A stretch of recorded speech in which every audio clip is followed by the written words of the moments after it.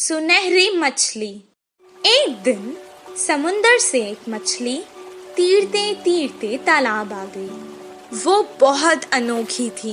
तालाब की मछलियाँ उसे गौर से देखने लगी। उसी वक्त एक मछुआरा वहाँ तालाब की मछलियाँ पकड़ने आया। तालाब के मछलियों को शिकारी के बारे में पता था। जैसे ही उसने जाल डाला, सारी मछलियाँ तुरंत वहाँ से भाग गई और ये सुनहरी मछली जाल में फंस गई। मछुआरे ने कहा, ये मछली तो कितनी बड़ी है, इसे मैं घर ले जाकर छोटे छोटे टुकड़े कर कर सुखा कर बहुत दिन तक खा सकता हूँ। ओ मछुआरे, मुझे मत मारो, मैं तुम्हारी मदद कर सकती हूँ। मछली की बातें सुनकर, अरे ये मछली तो बात भी कर सकती है, बताओ तुम मेरी क्या मदद कर सकती हो? अभी तो मैं तुम्हें तालाब से निकालकर घर ले जाता हूँ, वरना तो तुम मेरे हाथ से निकल जाओगी। वो मछली को पकड़कर घर को जाने लगा। वो घर पहुँच गया। वो कहने लगा, ए मछली, तुमने तो कहा था कि तुम मेरी मदद करोगी। मुझे बहुत भूख लग रही है, करो मेरी मदद अब। तभी अचानक उसके आगे बहुत सारा खाना प्रकट हुआ। वाह वाह, इतना सारा खाना! मैं तो तुम्हें यहाँ मारने लाया था, तुमने तो जादू ही कर दिया। इतना सारा खाना मुझे तुमने दिया, अब तो तुम मेरी सबसे अच्छी दोस्त हो। दोनों खुशी खुशी रहने लगे। एक दिन वो बहुत उदास था। मछली ने उसे देखा। क्या हुआ दोस्त, आज तुम बहुत उदास लग रहे हो। अब से तुम्हें मैं कभी नुकसान नहीं पहुँचाऊंगा। मेरी उम्र के बच्चे सभी पाठशाला जाते हैं, मुझे भी पढ़ना पसंद है, पर हर रोज मैं जाल लेकर मछली पकड़ने जाता हूँ। तुम पाठशाला क्यों नहीं जाते? मुझे पढ़ना पसंद है, पर मुझे कुछ याद नहीं रहता, इसीलिए मछली पकड़ने के काम पर लगा दिया। मैं तुम्हें एक उपाय बताऊं? मुझे तुम अपने कान तक ले जाओ। मैं तुम्हें एक मंत्र बताऊंगी, उसे पढ़ने से तुम्हें सब कुछ याद रहेगा और तुम अपनी कक्षा में सबसे अव्वल आओगे। तुम्हारी सब प्रशंसा करेंगे। अच्छा, बताओ। मछली ने उसके कान में एक मंत्र बताया। उसके बाद से जैसे उसने कहा था वैसे ही हुआ। मछली दोस्त, मैं बहुत खुश हूँ। अब मुझे तालाब की बहुत याद आ रही है। चलो हम दोनों तालाब चलते हैं। वो दोनों तालाब के पास चले गए। मछली ने उसे अपने ऊपर बैठा लिया और बहुत जल्दी जल्दी तैरने लगी।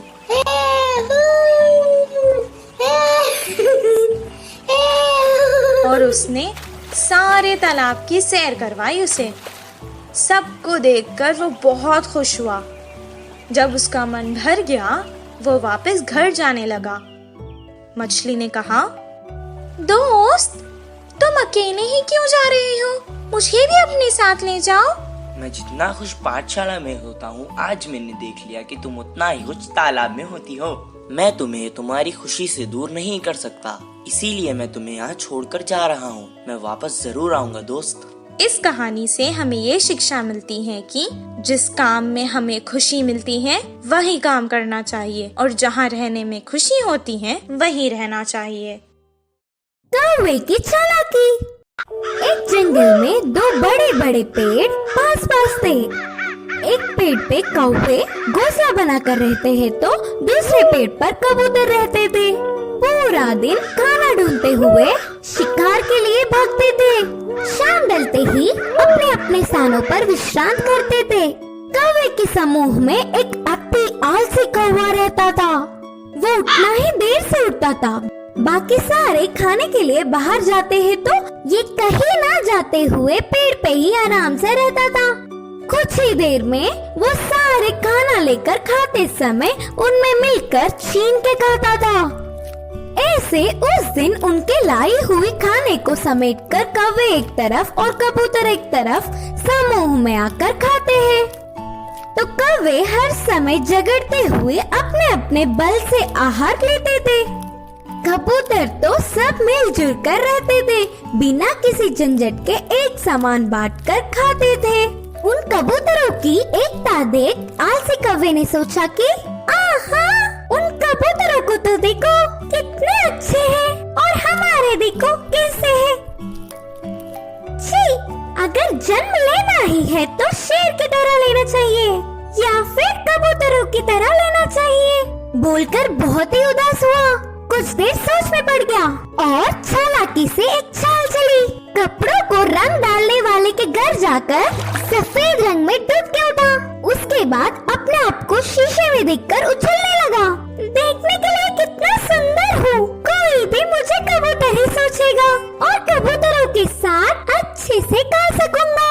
उड़ते हुए जाकर कबूतरों के समूह में मिल गया। धीरे से अच्छे से गा रहा था। गाने के लिए झगड़ा कर रहे कौवे को देख नफरत करने लगा। ऐसे कुछ दिन बाद उस आलसी कौवा बिना कष्ट किए आराम से रहने लगा। एक दिन भूख से बहुत भाग गया। गले में खाना अटकने से पानी के लिए रोक नहीं पाया और तुरंत बोल के जोर से चिल्लाने लगा। इससे कौवे की पोल खुल गई और क्या, सारे कबूतर मिलके कौवे को चोट से मारते हुए भगा दिया। अरे बाबा, थोड़ी भी रहम ना खाते हुए चोट से मार रहे हैं। अब फायदा नहीं, मैं मेरे रूप में बदलना ही ठीक है, बोल के सोचकर पानी में डूबा। मजाक ये था कि वो कड़ी रंग होने के कारण वो गया ही नहीं। बिना कुछ समझते हुए अकेला ही रह गया।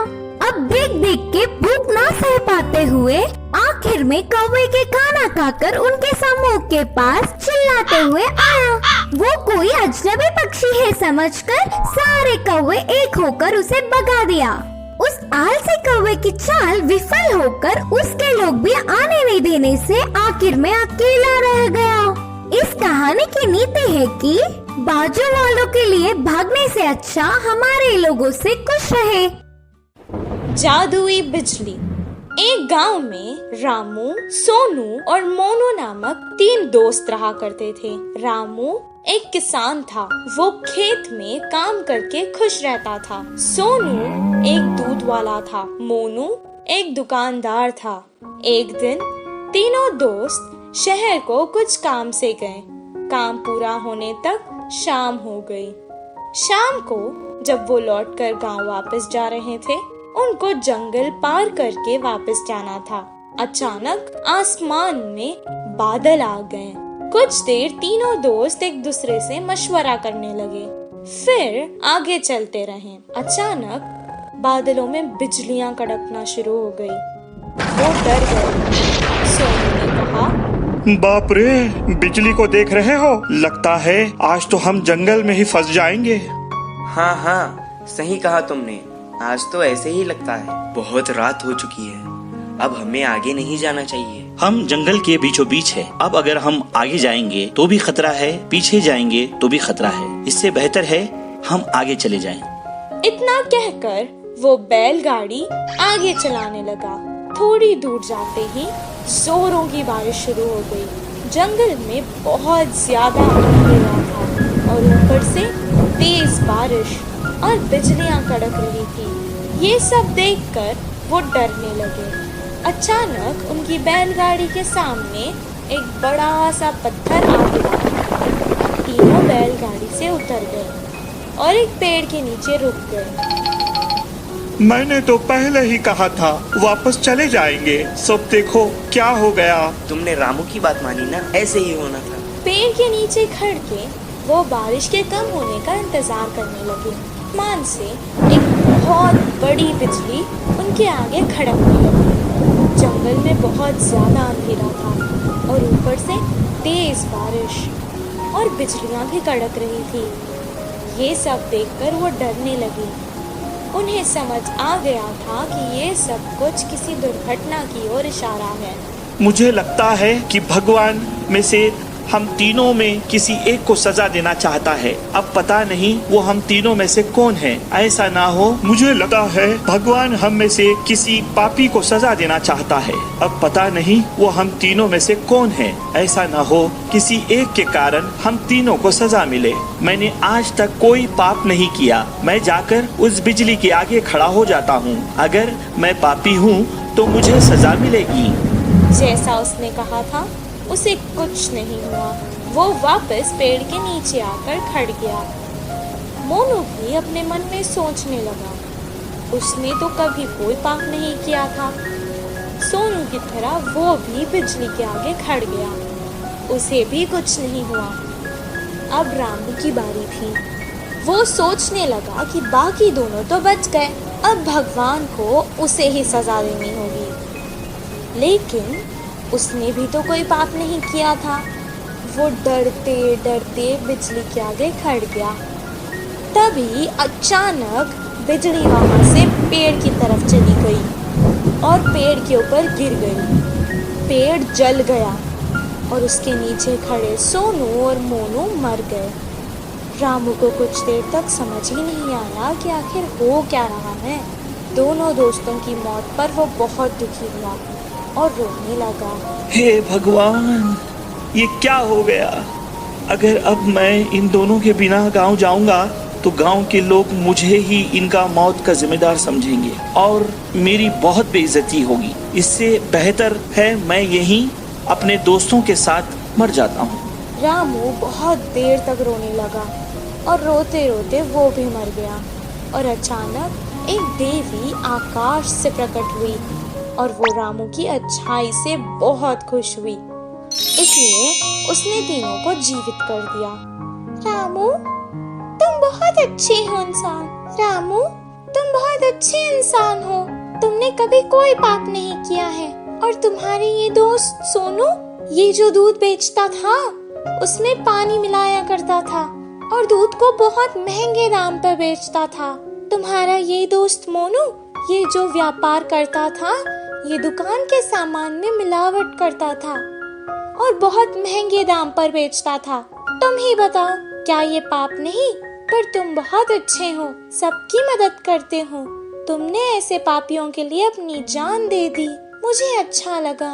अब मैंने खुश होकर तुम तीनों को जीवित कर दिया है। सोनू, मोनू, तुम्हारी जिंदगी का कारण आज रामू है। अपने पाप छोड़ दो और अच्छे इंसान बन जाओ। सोनू मोनू ने अपनी गलती का पश्चाताप किया और अपने आप से वादा कर लिया कि अब वो कोई पाप नहीं करेंगे। और रामू जैसा अच्छा दोस्त पाकर वो बहुत खुश हुए। तीनों बैलगाड़ी में बैठकर वापस गांव आ गए। अगले ही दिन से वो अपने अपने काम पर लग गए। सोनू अब दूध में पानी बहुत कम मिलाता था और मोनू सही दाम पर सही तोलकर बिना मिलावट वाला सामान बेचता था। इस कहानी से हमें ये शिक्षा मिलती है कि अगर हम अच्छा करेंगे तो हमारे साथ अच्छा ही होगा।